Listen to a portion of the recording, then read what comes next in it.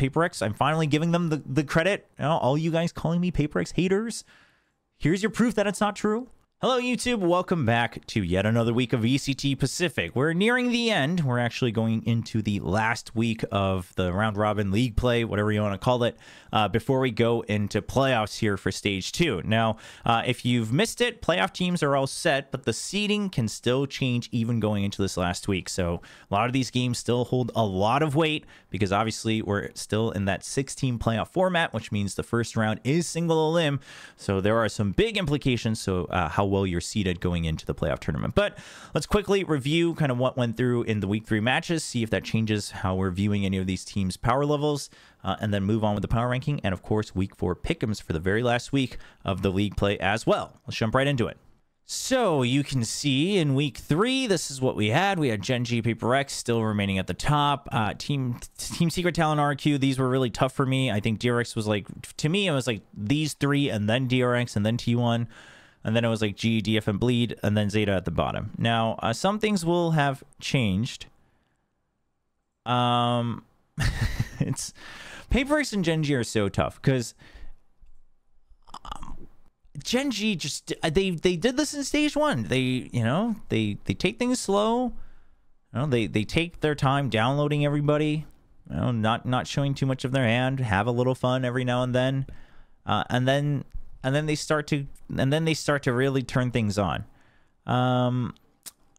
Now it's rough because I think if you're taking into account the game we saw, I mean, Bleed went ham against Gen G.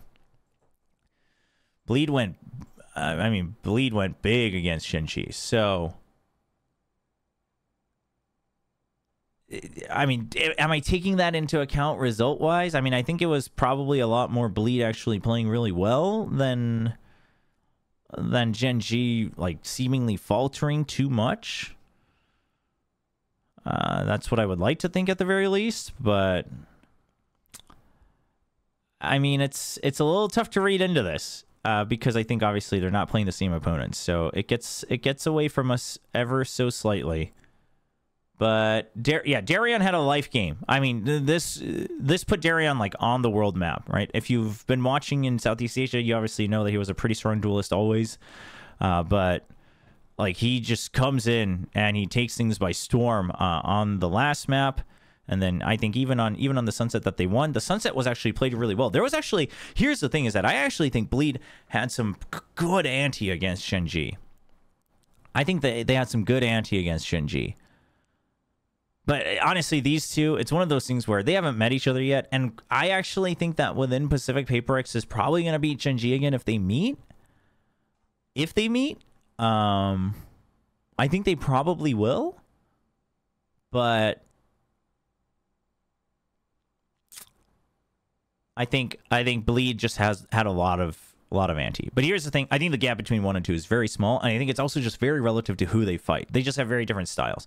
But for now, I'll give PaperX the edge. Because here's the thing. Is that PaperX is continuing to consistently play quite disciplined.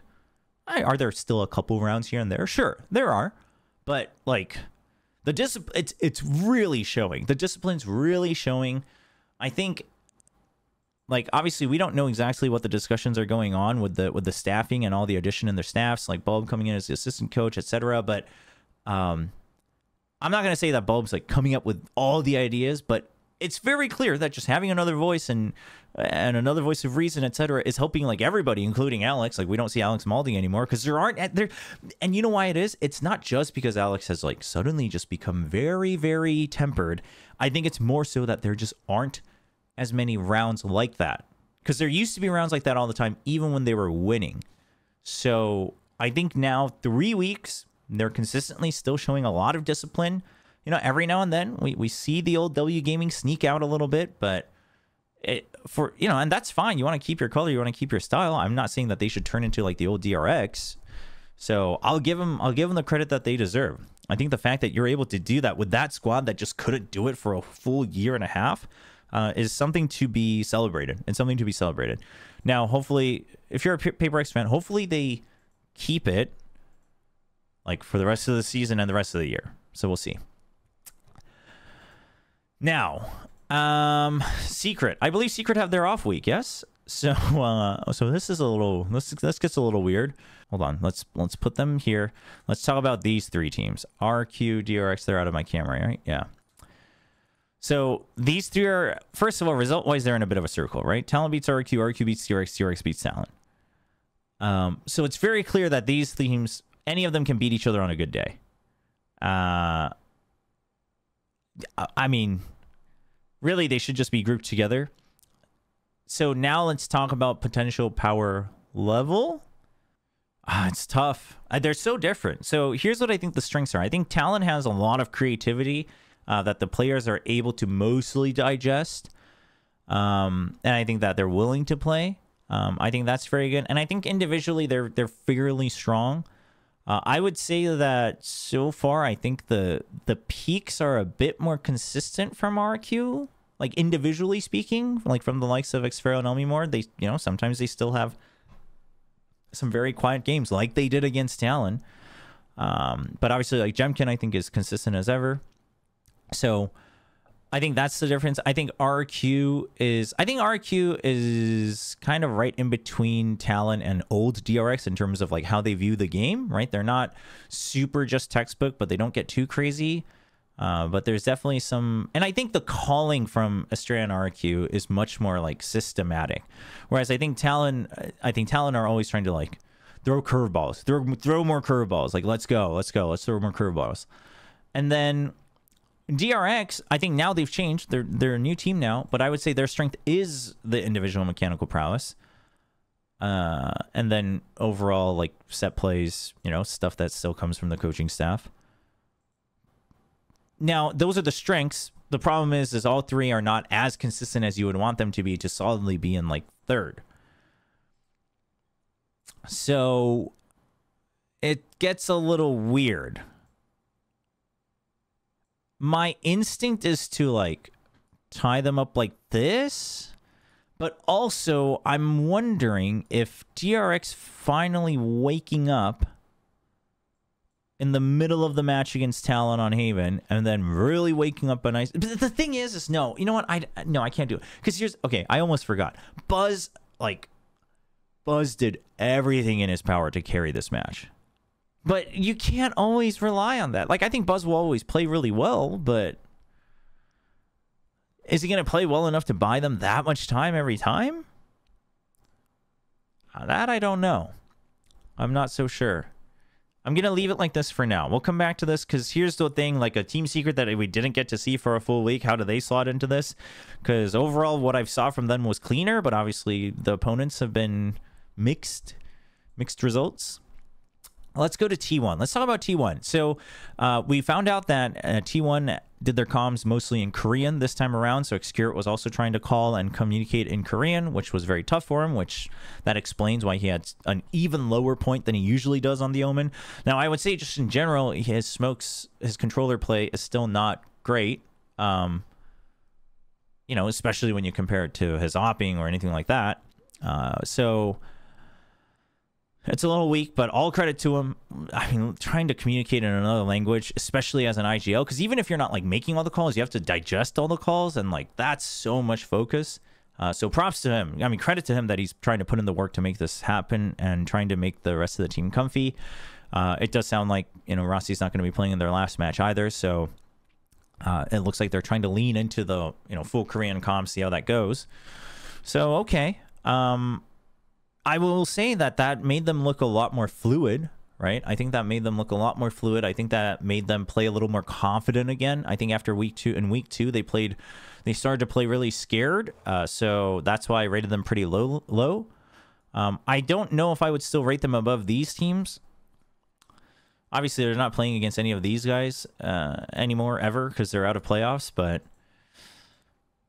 you know, I think if you're a T1 fan, sure, have hope. I think it's worth probably holding out hope for 2025. I mean, who knows? Maybe there's more roster changes. Who knows what will happen in the offseason? But overall, yeah, this does get a little weird because we know our playoff teams, huh? It's these six, but I think T1's right below these teams, right? I think that doesn't change. I think they looked better, but that's about it. Now, GEDFM, and Bleed. So, I mean, Bleeds is the anomaly here. Where, okay, first of all, I'm sorry, Zeta, but like, we just want you to do something. We just want you to do something. We just need you to show signs of life. Like, we just need you to do something. That's all I can say. Like, the firepower looks weaker. Even amongst the veterans, the firepower looks weaker. You don't have any clear new ideas. It's not like your pacing is much better. It's not as slow as it was last year, but it's not much better. It's rough. It's rough. You need something. You need something more. Now, Bleed's the anomaly here because they had an absolute life game against Gen G. I mean, Darion pops off, Zest pops off. Like, Retla was so consistent. I think Retla's actually been getting much better and much more consistently, so all the credit to him as well. I think Crazy Guy's calls were good. I thought they had some really good anti-reads, which is exactly what Crazy Guy had against Scars in the grand finals of Ascension last year, so I think that just goes to prove that, you know, however they prep and the way Crazy Guy retains that information is pretty solid. GE... yeah, they took a game off of T1. Again, I think that comes from some decent prep. But I think we saw the limits. I think we saw the limits of their firepower. I really think that could GE have won that day? Yes. I think so. I think they could have closed it out. But I think basically the missing percent was the firepower, right? At which point, like, I think G is above Bleed, but do I think Bleed is above DFM? So, personally, as a team, I think Bleed... well, I mean, this was one game, though. It's so late for... and here's the thing. I think this is the Bleed that we wanted to see. I think this is the Bleed that can be consistent. I think it's unfortunate that it came online when it's, like, really just too late.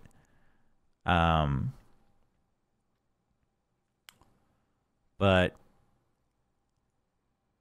like, the thing is I prefer Bleed's team over DFM because DFM it's very reliant on Mei and then like Medusa having a not over lurking and overextending and greedy game, right? Like, Medusa's good when he's good, but he's much better than he used to be. Like, he used to, if you watch like the older Crazy Raccoon games or even in the beginning of the year, like, he would like greed for 1v2 peaks. He would lurk like way too far. Like, it was all over the place, but it's much better now.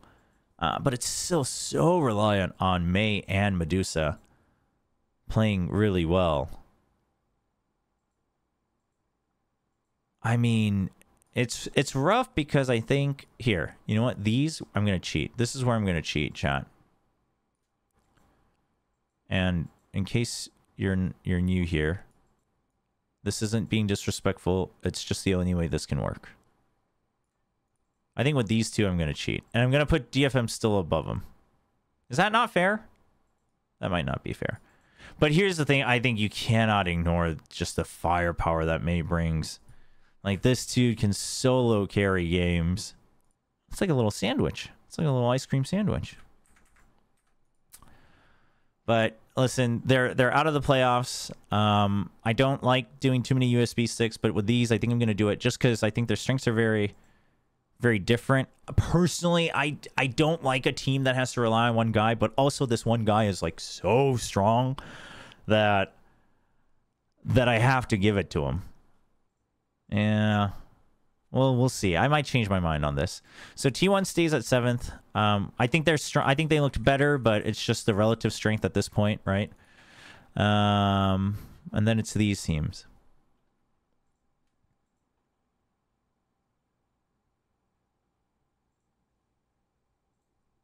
Listen, I'm gonna keep it this way. I'm gonna keep it simple this week, right? Because here's the thing: we haven't seen anything from Team Secret, and the things I saw from Team Secret, I think RRQ and Talon have way better ideas than Secret. And I think on their good days they could easily beat Secret, but I think Secret's like foundational play is just stronger. But DRX just beat Talon, so this seems weird.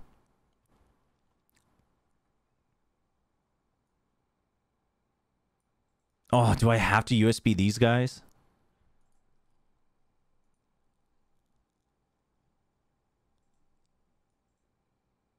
No, I'm going to put DRX above. I'm going to put DRX above. Because here's the thing. I think I think Talon's gonna run out of steam. I actually really like I like Frost's philosophy. I really do. I love crazy ideas. I love like Dota and Dota style thinking. I love all that. But I think it's very hard to be sustainable, and I think you have to have an entire team that's like so into it and so willing to. You have to put so much work in. You know what I mean? You know what I mean? It's like it's a very high risk, high reward style of prepping, I think, and looking at the game. And well, maybe not like high risk, high reward, but there's a risk, and I think this team is starting to run out of steam on that a little bit. So. And here's the thing. I think DRX, if they can start to unlock just the individual mechanics alone, I think they have like a easier future to grow. So these teams is a little bit more future, looking towards the future. I really think Talon should have closed that game out 2-0 though. I mean, they didn't, so there's not much to say, but I think they should have. I think they definitely could have, but I think they should have for sure. Yeah, I'm gonna listen. I think the future looks brighter for DRX. Them unlocking that in the middle of the match against Talon. Mako talking about IGLing, like starting to learn IGLing, because it's funny. I saw a comment on Reddit where someone was like, "You could see Mako learning IGLing live on the match," which was so true. And then he said that he was starting to get it, and there's a long way to go, which I think is hopeful. So, I'm gonna give DRX. I'm gonna give the DRX there. And then you know what, chat? Listen, I actually love the GE team. I love what they're trying to do. I think they had so much more to show this year. But you're right. I think Bleed should get their 1 week of glory. You know what? They freaking pushed Shanghai, Master Shanghai winners, to the brink of OT. So they get their moment. I think that's fair. I mean, Darion, like, dude, Darion had an insane game, and I ran into Legia afterwards, and you could just tell like he was just happy that the boys played their heart out. You know, I think you could just tell that he was happy. You could just tell that he was happy that the boys were happy. So. It was so funny. If you guys haven't seen it, by the way, Darion tweeted out afterwards that they lost 0-2 to Gen G, and he's like, "Oh wait, I forgot we actually won a map 1-2." So that was pretty funny. But you know what? I'm okay with this. Listen, it gets weird because Team Secret didn't play any games this week, but I think Team Secret's, I think their style of play is just bound to be more consistent than RQ and DRX and Talon in current stage 2 with their new roster. I think RQ, DRX, and Talon all probably have higher peaks than Secret, but also I don't think we've really seen Secret really truly get challenged still yet. I think T1 was a bit of a challenge to them, but T1 I think started to play scared after a certain point in that match. So we'll see. I mean, I think Team Secret will have to wait to watch until playoffs, quite frankly, to see what they're really made of. So we'll see what happens. But this is it. You know what, PaperX, I'm finally giving them the credit. You know, all you guys calling me PaperX haters, here's your proof that it's not true. All right, they're number one.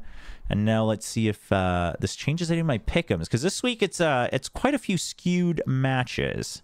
All right, last week for the first time I was over 50% because I was 3 out of 6 both week 1 and 2. That hurts. But last week, man, these were doable. Oh, chat, these were so doable. G and, well, maybe Talon more so than G, but these were so doable. Could have had a perfect week. Did I miss every single T1 pick'em? You are wow. I don't know. I continue to miss every single T1 pick'em. That's insane. That team and me, we just don't get along. All right. Week 4. All right, so this is my, I'm just going to say it outright. This is my upset of the week. RQ's going to take down PaperX. Chat, you just need to give this to me. I just want to see this happen. I just need to see this happen. I just need to see it happen once. And here's why I need to see it happen this week. Because this could throw the seeding into turmoil. This could absolutely throw the seeding into turmoil. Also, I kind of need RQ to get top 2 seed. And I think this makes it possible. I don't think it's guaranteed. I'm not going to run through all the options right now. But no. I think No, I think it's doable. No, Paper Rex is #1 seed. It's just upsets happen. I'm just saying that. Gen G versus GE. I mean, listen, Gen G should win this. They should. Although maybe now that they're locked in for playoffs, they're going to be like, they're going to continue to play very one-dimensional. I don't know. DRX versus DFM. So if this was week 3, I would have voted DFM. But I think this Talon game finally unlocked that first key for DRX. So I'm gonna give it to DRX. I think their firepower will hold on. We saw, Flashback kind of getting back into this. Oh, we forgot to talk about the comp or the role changes for DRX. So, you know what? Yeah, this totally puts DRX over Talon. So, kind of. DRX went back to Flashback on Sentinel, which meant that Foxy is now back to being Flash Initiator / Flex. Personally, I was afraid that this was going to happen because Foxy 9 has looked so good on Sentinel, and forcing this talented guy off of his role when he was on the team first, for the sake of Flashback not able to adjust. It sounds rough, and we saw the result of it. It looked rough at kickoff, but Foxy 9 looked a lot more stable on the Flash Initiator now. He did look a lot better than he did during the offseason and earlier this year. And Flashback looks like way more comfy on Sentinel. So I'm gonna give it to DRX. And then Talon versus Zeta. Well, if I want RQ to be top 2 seed, I guess I need Zeta to beat Talon, huh? I don't think that's happening, though.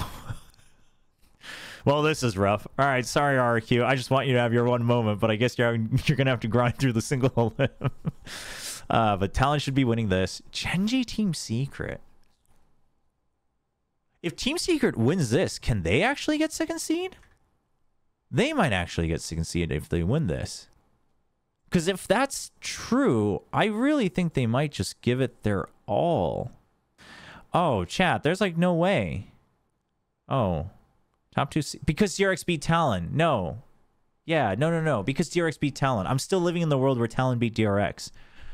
Okay. So these guys are all battling it out. So basically it's a battle to see who's not playing Gen G. That's crazy. Team Secret versus Gen G.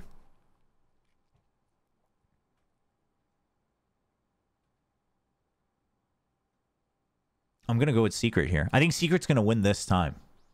Because here's the thing. There's no way Gen G's going to pull out a lot of new comps just to win this match before playoffs. But they will have some. Surely in the new meta, they have some for playoffs. Well, but that's like 2 upsets this week. But I'm going to go with it. I'm going to go with it. And then,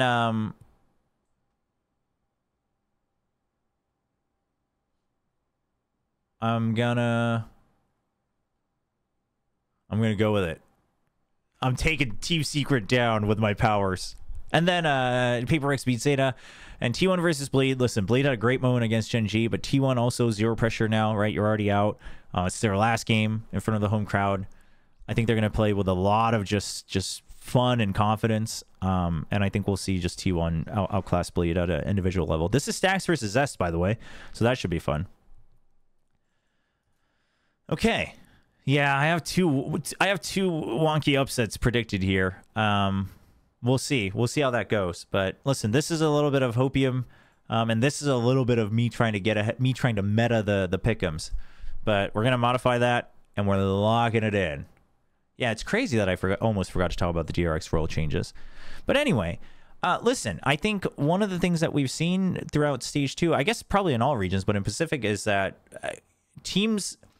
Like, there's a lot of these changes that maybe should have been made, before. And maybe this is a lesson teams can learn moving forward. But at the very least, some of these teams, they've figured it out. Whether they're in playoffs or not, it looks like they're, like, figuring out the right direction to move forward. So I just want to say this ahead of time. I just hope that the teams who are on that path continue to stick with it rather than continue to make too many changes. Even if it's a little too late, it's better late than never. So I'm glad that we're seeing teams, like, just... make certain decisions, like even if the timing's bad, it's like, well, better bad now than never. So just going through and trying to find the best thing that works for your team. Some teams, it's working out a lot better than others, and obviously those teams are now going to the playoffs. So we'll see how they do. This should be exciting, but again, there are seeding implications to see who's going to be facing off against each other in like the single elim and things like that. So these matches still matter. Obviously, we still get a good look at them before we go into playoffs, and playoffs is going to matter a lot because this is for champions, and I guess championship points too for the likes of RQ, Team Secret, and Talon, because they're all right around each other, and DRX, I guess. So still a lot on the line. But again, that's this weekend. We do start on Friday this week, so there's 4 days. There's 4 days of matches. T1 Bleed is going to be on the last day separately, so it'll just be a nice fun hurrah between the two red teams. And that's going to be it. I will be mostly on the broadcast. I think we will be able to watch Party one of the days at home. But otherwise, you'll see me on the broadcast. I'm going onto the Korean analyst desk as well this weekend, returning to the Korean side of things a little bit. So we shall have fun. Hope you guys all tune in to VCT Pacific. Thank you so much for everyone who's continued to watch both the live broadcast and, of course, my channel. And, of course, as always, let me know where you think I went wrong in the comments below, because I'm always kind of 50-50. So let me know what you think. I mean, the power rankings, I think, are really hard. So I would love to hear everyone's opinion as we move forward. And then we'll return to this heading into playoffs. Thanks all for watching. Hope you guys subscribe to the channel. And, of course, likes and comments are always appreciated. And I will see you all next week. Wait, did I change it back to Gen G? No, I didn't. Why did it do that? Dude, didn't this happen last time? Didn't VLR try to screw me over last time? What, dude, VLR is just trying to tell me I'm wrong all the time. This is insane.